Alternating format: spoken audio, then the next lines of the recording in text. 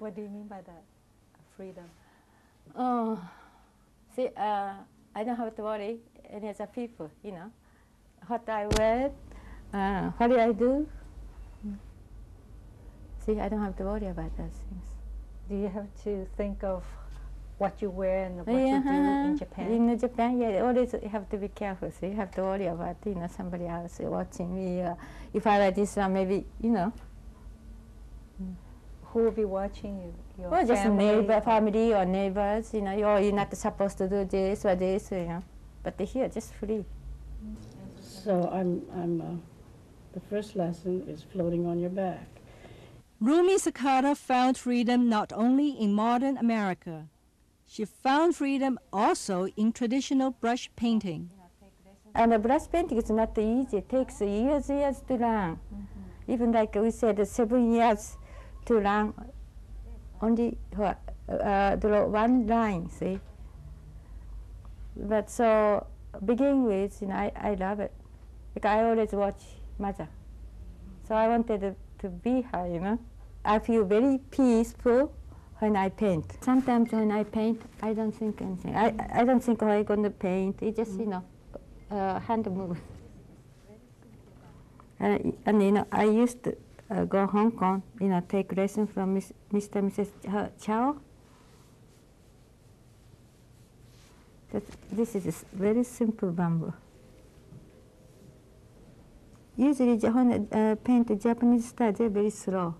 This Chinese way, very fast. Huh? That's why I learned now from Mr. and Mrs. Chow.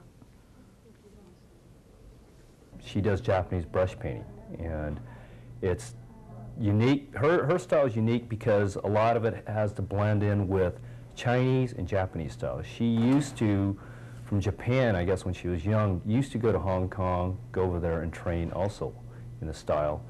And as you can see, her motions and her artwork, there is a blend and a mixture of the Japanese style and the Chinese style, keeping it very subtle.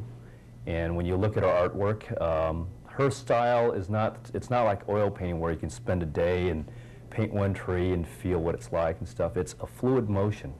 And unless she really feels right at the time when she is painting, it's not, it can't be completed. And that's what makes it fascinating, is as you see the picture when it's done, you know, there's a lot of work involved, but it's, if you watch her really do it, you know, paint, it has to be done in one fluid stroke, in one motion. So it's a feeling all at one time, which takes years and years of training. With her years of training, Rumi Sakata painted this monumental piece. Japanese Byobu, it's the giant gold screen panel. It started as a project that she wanted to accomplish. She went to Kyoto and bought this 150-year-old antique screen, gold screen panel that was never painted on. And she decided to start this venture, and if you look at it and the details of it, you know, it just took, it was a 6-month project. As she painted every feather, she had to wash the brush, redo it, and when you watch how she crushes the paint itself and mixes it herself, even the gold in it is actually real gold powder to put in there, you know, so it's not like you just go to the hobby store and buy gold paint. So it was just, there was a lot of work involved in it that, you know, that entailed drawing that picture. While Rumi Sakata spends most of her days painting her own creations, she still has time to teach others. Teaching was something that she has the talent for. She did receive her teacher's degree in Japan. She started teaching because of the interest of her, you know, customers came into her shop, asked if she would teach. And so she started teaching that. She started teaching about 15 years ago down the peninsula, evening classes, and it got too much for her to run the business and then run down there, teach all that. So she's condensed that just with, you know, dedicated students that she's teaching with, that she's had for years. Grace Munakata also teaches at the university in Hayward.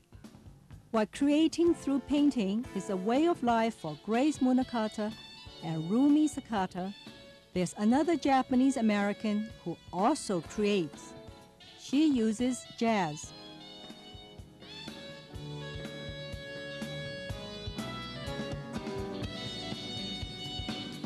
This is Jan Yonemoto.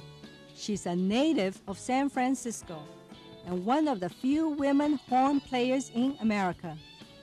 I didn't get into this to break any barriers or be a pioneer in the field or anything.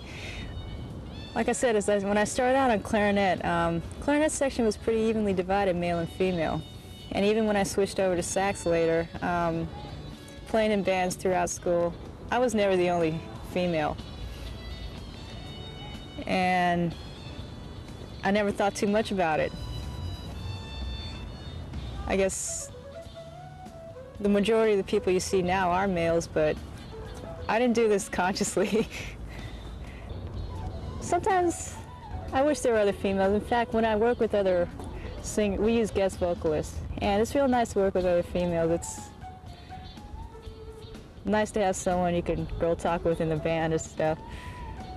There was a time when I was living with 3 other guys, working with all guys in the band, and spending all my free time with a boyfriend, and kind of missed that female companionship. While Jan Yonemoto might miss female companions, that didn't stop her musically. And her musical training, like the painting background